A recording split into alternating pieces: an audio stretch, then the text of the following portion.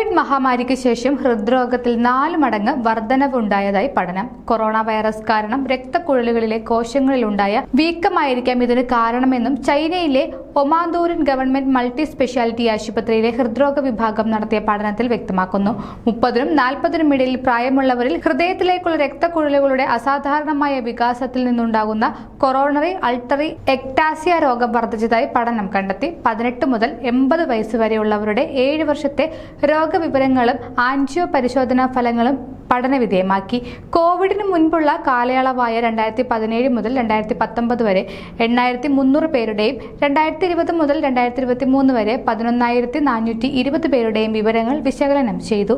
ഇതിൽ കൊറോണറി അൾട്ടറി എക്ടാസിയ വർദ്ധിച്ചതായി കണ്ടെത്തി. കോവിഡിന് ശേഷം ഹൃദയത്തിലേക്കുള്ള രക്തക്കുഴലുകൾ 1.5 ഇരട്ടിയോ കൂടുതലോ വലുതായി വീർക്കുന്നുണ്ട്. ഇത് ഹൃദയപേശിയിലേക്കുള്ള രക്തയോട്ടം ദുർബലമാക്കുകയോ കുറയ്ക്കുകയോ ചെയ്യുന്നു. ഇത് ധമനികളിൽ രക്തം കട്ടപിടിക്കുന്നതിനും ഹൃദയാഘാതത്തിനും കാരണമാകുമെന്ന് പഠനത്തിൽ വ്യക്തമാക്കുന്നു. യൂറോപ്യൻ ഹാർട്ട് ജേണലിലാണ് പഠനം പ്രസിദ്ധീകരിച്ചിരിക്കുന്നത്. ആരോഗ്യ വാർത്തകൾ ഇനി നിങ്ങളുടെ വിരൽത്തുമ്പിൽ. ഡോക്ടർ ലൈവ് ചാനൽ സബ്സ്ക്രൈബ് ചെയ്യൂ. The first 24/7 health news channel.